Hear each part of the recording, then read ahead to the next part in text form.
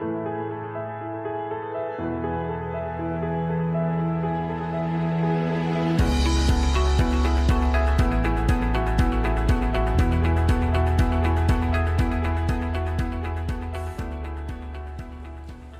you very much all for coming. And before I start, let's acknowledge all of you who are here today. Thank you very much. Thank you for coming. So just a bit of my background is that I have worked a lot on process improvement. And in last 5 years, I've worked for the city of Edmonton, where I've made some significant process improvement that has generated more than $500,000 of additional revenue in 1 year. And the changes made were so instrumental that the revenue will build upon year after year after year. And that is the same skill I'm bringing into the council. As a business analyst, my core expertise is in identifying the issues first, because if we don't identify the issue first, we cannot have a solution. So I identify the issue first and then provide solution. And how I do that? I am not a rocket scientist. I don't invent the wheel again. I do that by environmental scan. I look at city of Calgary, I look at city of Toronto, what those municipalities are doing, and how can we implement that work and incorporate within our system so it can improve our system. And that's how we implement best business practices. Who am I? I call myself a political entrepreneur. And for that, we need to understand what is an entrepreneur, what is a businessman, and what is the difference between them. So businessman will buy a business or start a business. It could be a gas store. It could be any business that you see like a grocery store. But an entrepreneur looks into the problems, the issues in the society that we have, find out the solution, and make that their business. And hence, I call myself political entrepreneur because I have looked into the issues and challenges that we are facing in the city today and what are their solutions. So I will talk about the issues that we are facing and what are the solutions to it. My platform is an accountable, transparent, and fair government. And some people ask me, Fahad, this is a very generic term when you talk about accountability, transparency, fairness. What does it mean? You just Google it online. A lot of people are using that in their campaign. What does it mean? So today I am going to tell you what does it mean. Accountability. Long term, and first step is to have an official opposition in our city government. So let me give you an example of provincial government first. If you remember what happened in last provincial election, last provincial government with Rachel Notley, Conservatives, is that they lost majority and they were being held accountable for their actions. Rachel Notley, Alison Redford even had to pay back money to taxpayers. So how did that happen? That only happened because we had an official opposition working there. So the benefit of having official opposition is that they know how the business is run, they have access to administration, and they can ask certain information if they think the business is not run right. How did I come to that? So because I'm a business analyst, I like researching. And I found a paper published by a conservative councillor of City of Glasgow in 1970s, which was based on the benefits of having an official opposition in city government. And it was discussed in 1970. Nobody talks about that here, where we strongly need an official opposition because the current council that we have is a friendly opposition. Second point is moving reporting structure of the city auditor's office from the city council to an independent citizens committee. So if you know, the city council have 2 employees only. One is city manager, second is city auditor's office. And in my personal opinion, it is a conflict of interest. Because if a council member needs to be investigated, then do you think the city auditor will investigate their boss? And have you ever seen any council member, any mayor, being investigated for anything? Just think about provincial government, which is a very big umbrella. how powerful accountability is there, but we don't see that here in the city council.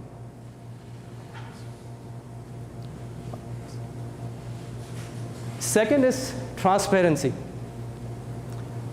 And what I'm proposing here is online public polls before any important decision is presented in council for voting. So when I was door knocking, there was a common theme. Most people were saying that we are not being consulted.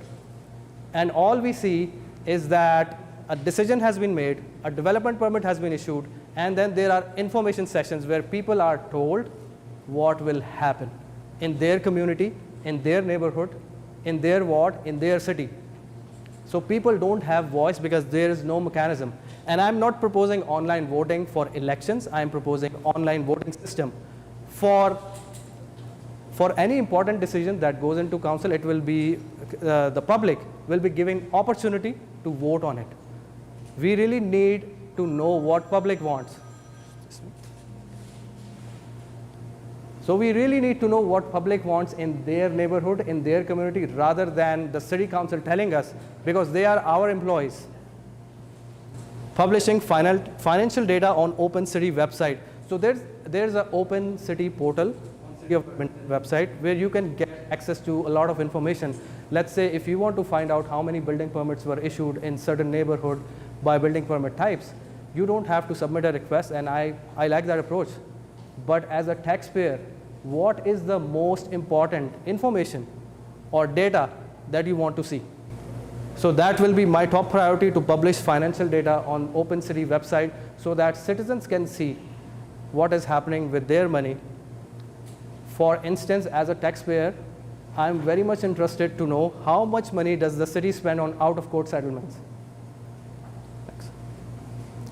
No more closed-door meeting. There are instances where certain decisions were made behind closed-door meetings and public have no idea what happened. There have been some very strong concerns from the citizens, but there has been no change. So I will push for no more closed-door meetings in our city council. Have you ever heard about Sunshine List? Anyone? Yes. So the provincial government publishes Sunshine List every year, means all province employees making more than $100,000, their name with their salaries are made public. But City of Edmonton somehow is immune to this. And I don't understand, if a bigger level of government can do that, why can't we? So that is another thing I will aim for. Fairness. We talk about fairness a lot. And we have a lot of challenges based on fairness that we are facing in the city. But a real challenge which we are facing now, it's not going to come in the future, it is right now, is job loss due to automation. And we have a mayor right now who has started his campaign in the name of innovation, also known as automation. So I've talked to taxi industry. Some of you like Uber because it's very inexpensive. So when I met taxi industry, they said in terms of total people, including taxi drivers and their families, almost 20,000 people are affected. Right now, the City of Edmonton bus drivers are already losing their shifts up to 40%. This is what is happening, and I have talked to the union members, to the union leaders, and they are saying that the selfless driving cars and buses are coming in next 5 to 10 years. So there will be a lot of job loss, not in the transportation industry, but in office industry. Last year, a company, a financial institution in Japan, replaced more than 30 office workers by just one software. This is not something, I'm not talking about 25 years, 50 years, it is already there, and we might be able to survive it, but our children are going to face it. So that is my top most priority, to address job loss due to automation. And how I'm going to address it? This is something that provincial, federal, and city government have to sit together to make a list of all the job categories which are going to be out due to automation, then make a list of new job categories which are going to be in demand due to automation, have a transition plan, an education plan for people, so that they can move from their jobs to the new jobs. Inclusion of diverse community member in Edmonton Police Commission. This is a hot and very burning topic right now. There was a FOIP request submitted to Edmonton Police where it was evident due to by the data that black individuals and indigenous women are more likely to be carded than any other person. So I just looked into the Police Commission website, and I cannot blame them because there are no diverse people there. And if there are not people representing diverse community, how can they bring in new perspectives? So that is what I will aim for, to include diverse community members in Edmonton Police Service, and all the boards and commission and agencies that we have should be reflective, should be truly reflective of the population that we have in the city. Revival of Diversity and Inclusion Office in the city of Edmonton. So there was an Office of Diversity and Inclusion consultant in the city which used to deal with issues related to racism and systematic discrimination. That office has been recently resolved. So my question to you is that, do you think an organization which cannot provide a just environment to its employee can provide a just environment to the whole city? And that is, I think, very important. Diversity training for police officers. Again, when I came to Canada, I started applying for different positions, and I never heard back from any employer. And I said, you know, these guys, they invite us here and they don't even interview us. Then I attended a 5 weeks training program with Ryerson University. And then I realized that I was operating on my blind spots. So blind spot is something that you don't know that you don't know. And if you don't know that something exists, how can you find out about that? And after successfully completing that training, my success rate of having interview was 95%. That is the same work that I did with internationally trained professional here, and my last mentee got 2 job offers, and he chose the one that he liked the most.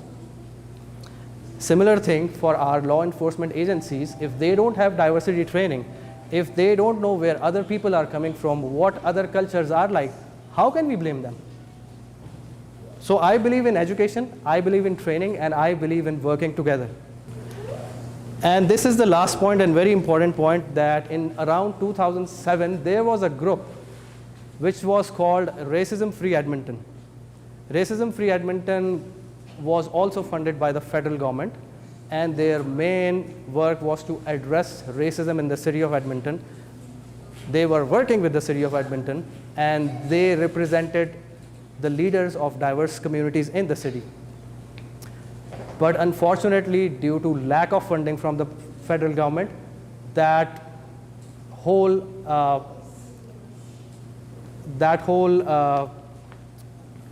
chain was broken. I am part of that group now, but I think we need to support that group in terms of formal designation so they can address racism in the city. And there are very passionate community members who have been living here for 30 years, 40 years, and they know what the issues are, and they can help us eliminating racism in the city. And one thing as a taxpayer which we should all understand is that racism has a huge price tag for all taxpayers, whether we are affected by it or not. So now there is going to be an announcement which most people are not aware of, is that I am not running for a city councillor anymore. I have decided that I'm running for the mayor of Edmonton.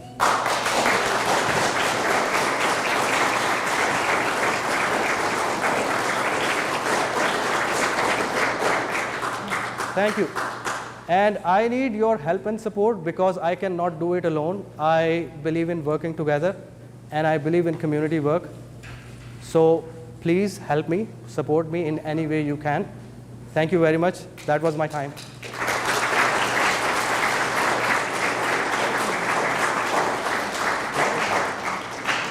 This humble question is from those people who have been affected by Uberization and privatization. So what do you think about this wave of privatization, which city is right now city people, city employees, Edmontonians are facing? Do you think they will be able to get quality service if city goes towards privatization, especially in public transit? So what is your take on that? I strongly support public transportation, and I don't support Uberization at all. I have been a union shop steward myself, and I support jobs and I support public transportation. So I'm all for public transportation. Thank you.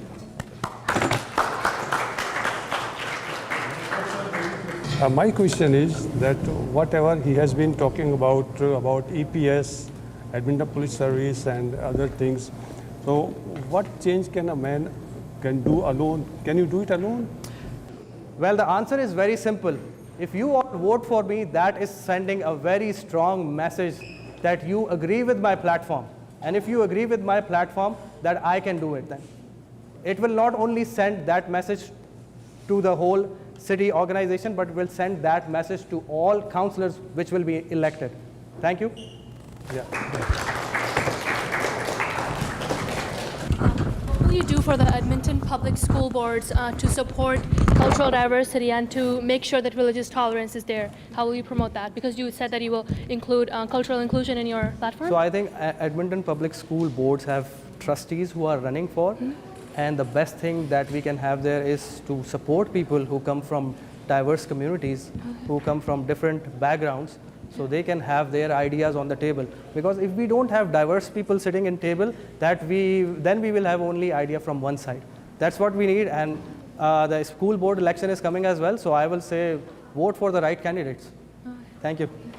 We need strong people like you to lead us to where we want to be. Thank you. So first of all, congratulations. Secondly, I had a few comments. I just wanted to ask you what your stance would be around a lot of empty buildings sitting around that are municipal properties but are not being utilized.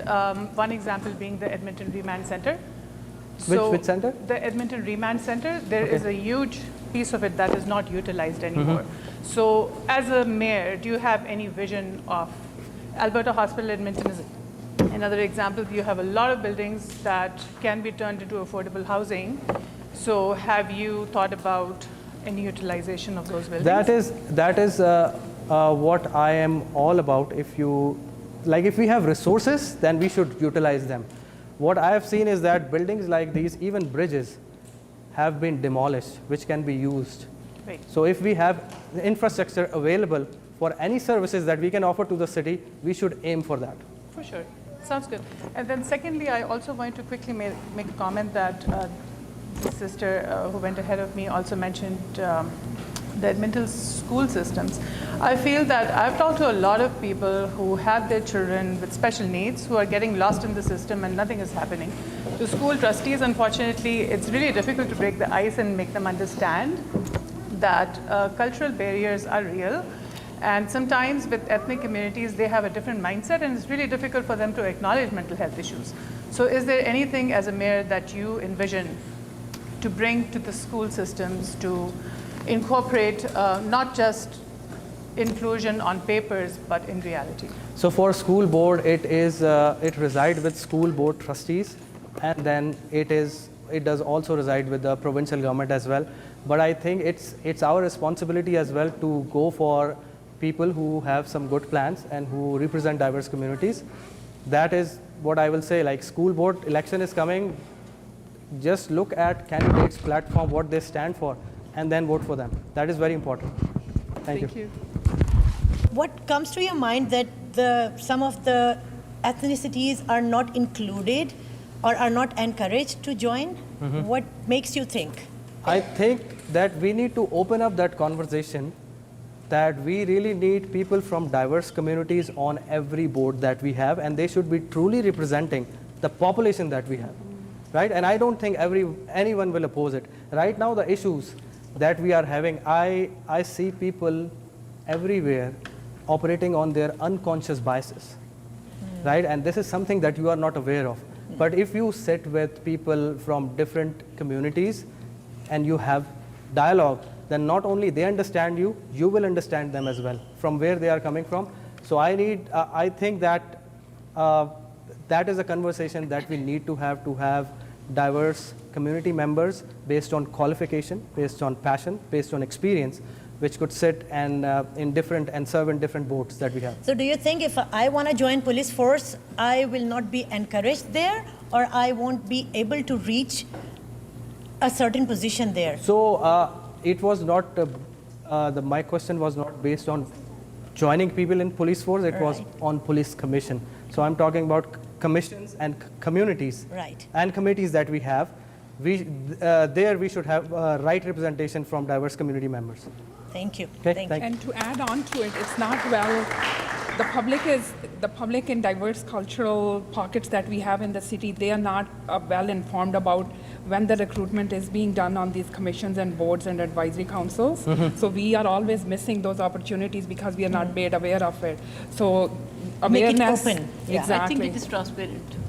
It is transparent, They but do announce every month. They have a certain date for the test.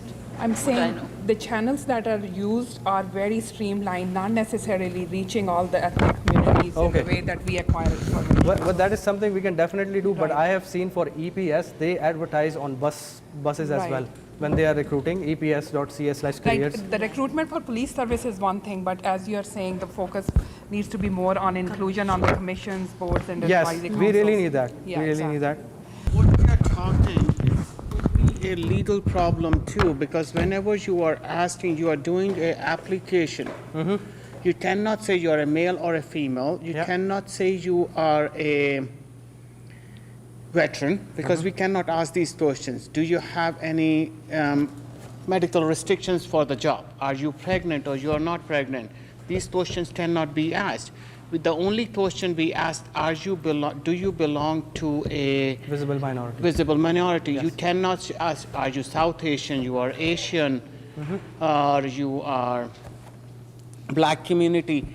It become total it will create a legal problem, HR problem, human rights, all those things, because it cannot be asked, as per my information. Second question, when you are talking about giving a South Asian in a platform like a committee, South Asian, Chinese, black people, so are you going to do a quota system? No. That it's like you really have to be careful, No, because we it's have not come about from quota different system. parts. It's about people who are qualified, who are passionate.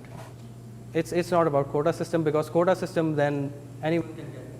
We don't want that. So if they are not qualified, they will not be there. Exactly. That's why I said based on qualification, experience, and passion. That's good. So I just wanted to make a comment. It's not a question, it's to commend you on taking such a big step.